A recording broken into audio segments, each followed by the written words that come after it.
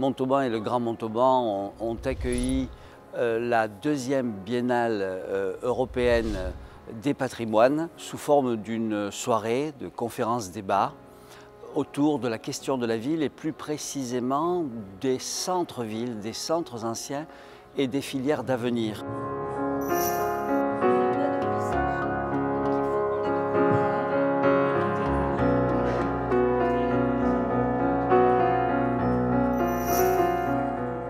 On est intervenu sur une grande pièce urbaine de la ville de Montauban qui vient faire le seuil en fait de la ville, qui vient prendre tout le cœur de ville dans sa partie est. Évidemment, quand on travaille sur des projets de cette dimension, l'échelle des 25 ans, elle est très courte.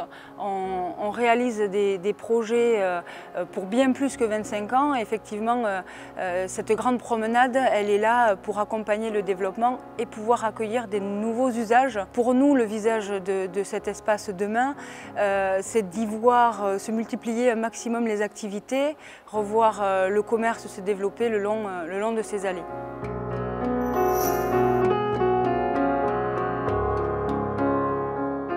La densification et le nombre de logements va augmenter dans l'ère de la ville de Montauban d'aujourd'hui. Et donc les questions que devront se poser tous les architectes, c'est les mises en tension de ces appartements pour que l'habitabilité soit la plus proche du désir des habitants et du bien-être des habitants. La structure urbaine de la ville ne va pas être modifiée dans son centre. Par contre, en périphérie, on pourra voir effectivement fleurir, je dirais, des habitations à étages, des tours, des habitations, ou même, si on est encore beaucoup plus futuriste, pourquoi pas imaginer les transports qui viendraient atterrir sur les immeubles construits.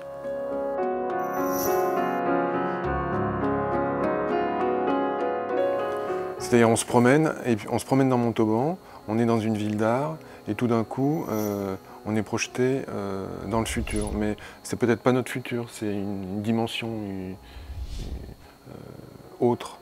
Et donc dans cette dimension autre, Montauban, c'est une skyline avec des immeubles comme à New York ou à Hong Kong.